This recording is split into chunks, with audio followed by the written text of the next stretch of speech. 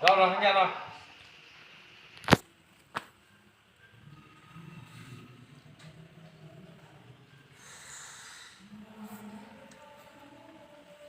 Ôi, đừng tội nữa. Cái này nó xuống đến trò tiền nó chỉ bóng thẳng nó. Trò chỉ bóng nó, trò tiền mẹ sư. Mình nói mình đừng có chửi tao nhé. Xít nữa là vô này là chết luôn đây này. Cái này ướp này. Nhưng mà hắn lại vô đây cắn này. Nghe lại kìa.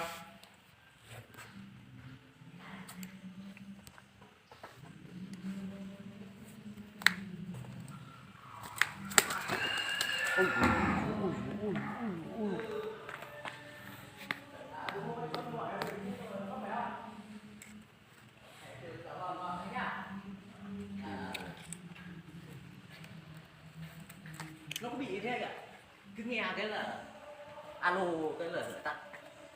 Anh ấy bảo sáng nay bảo là chỗ Thành nó bảo nó xử lý. Em gọi rồi, anh Thanh sáng nay còn nhờ em gọi điện thoại Ô, buồn xuống để báo thông điện thoại của cái máy quân sự.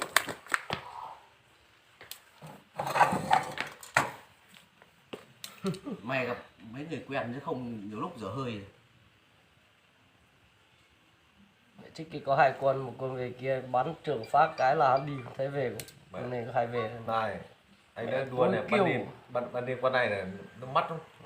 tinh lắm, nhìn thấy cái mắt bố lư mắt luôn. cỏ đó, chưa?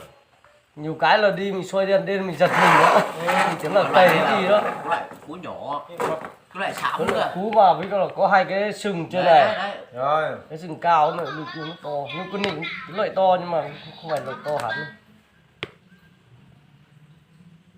Nhìn như mắt diều hầu. Bây giờ nó bổ đấy anh à. Mi ngủ gật chứ mới làm cái chó gì đồ luôn nữa.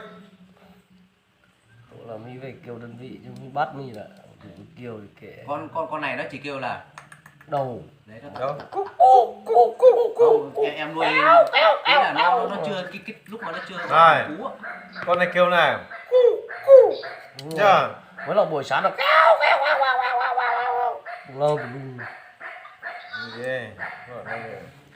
người ta nói là cái lợn ni nó về nhà không vấn đề, nhưng mà kiều nó nghiện lắm, Có thích lợn rồi. Loại nhỏ. cắn đấy, cắn đầu lắm. Em cũng nuôi một con, em chỉ về đấy. Em về.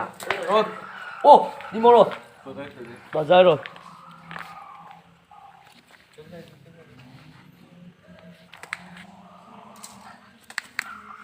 Nó nhảy lên đấy. Mặt yếu à, ở nhà hay là ở bên này nhỉ?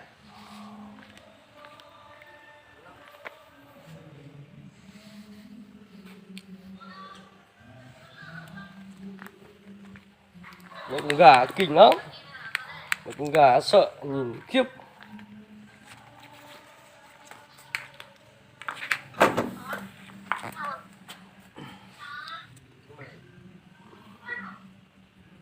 Bắn chuẩn phết mà bắn đền trái ra chi.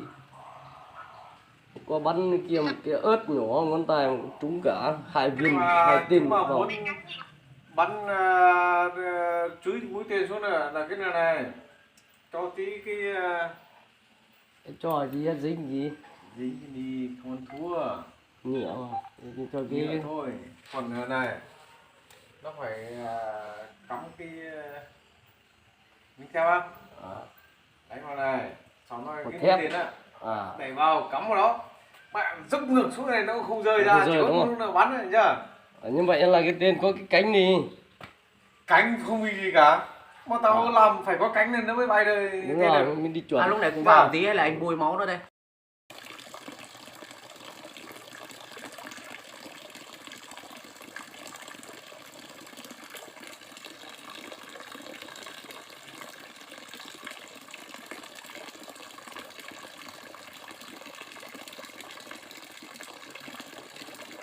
Chè cái gì nó chè phú cảm được nó no nó.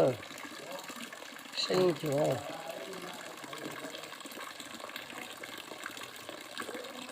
chế cảnh chế lia có chim gò có chế tà cho cái này nó có nó nhỏ mà xưa nó kêu cho chế đó mình nên cái chỉ lấy ông ta chỉ lấy một cái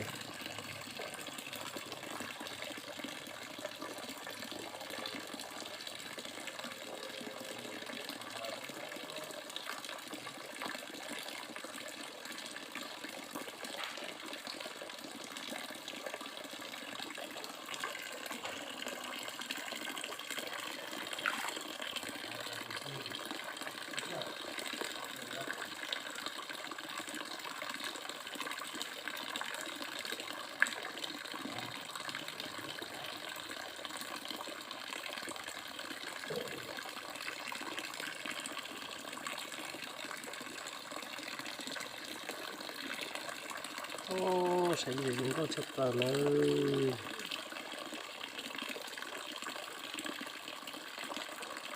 nó mua cùng nên là mua bằng ít kỳ đã ăn lò thế nào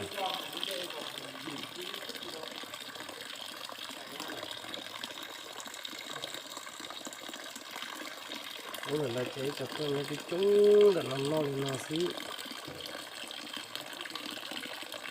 đâu có thể kết quả cho nó là trừ xí ra chỉ là no không được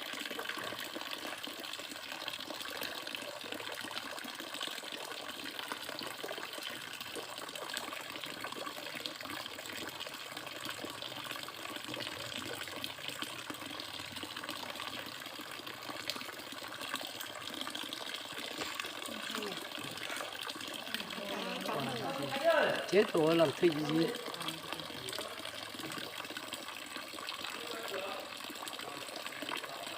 cái là cá này sống dài nhất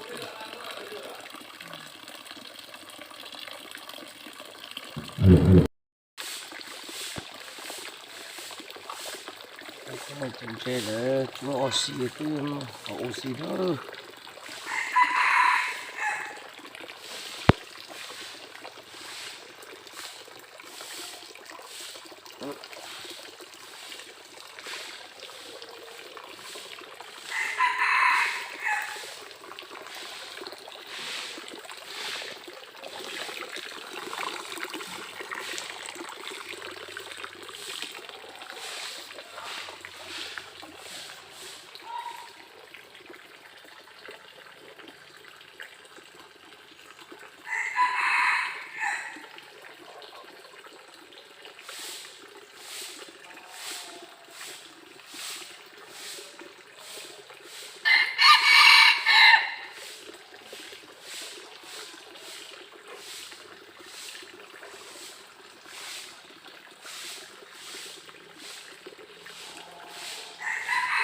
ngon lắm kỳ đó chẳng đâu chúng nó sẽ gì là thế đó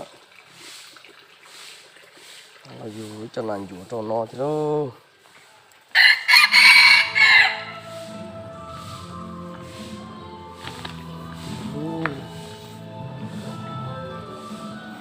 còn lành dù tôi luôn ở đâu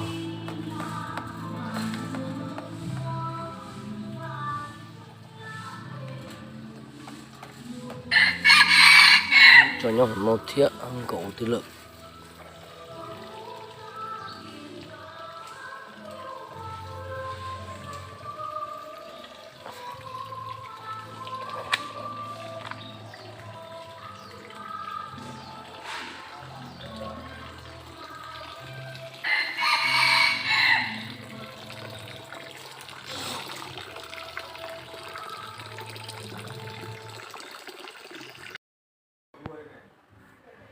chả thấy gọi là đấy chỉ có khóc thì cũng cái nhà nuôi nhỉ vâng nếu là chị em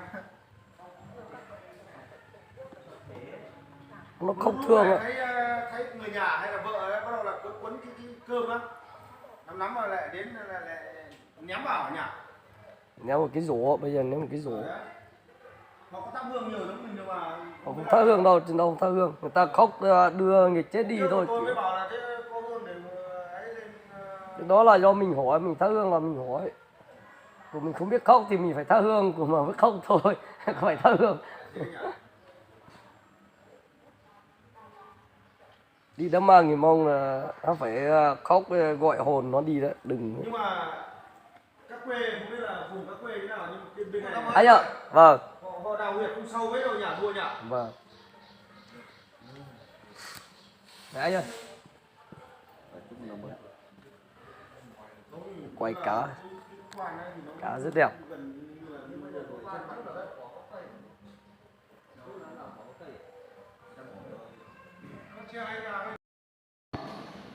Ăn Tết.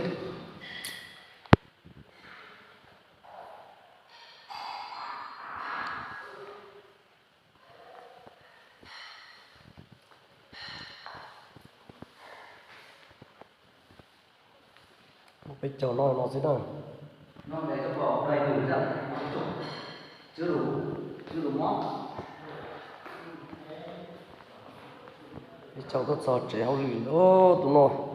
Bây giờ thật. Lồn nó nữa.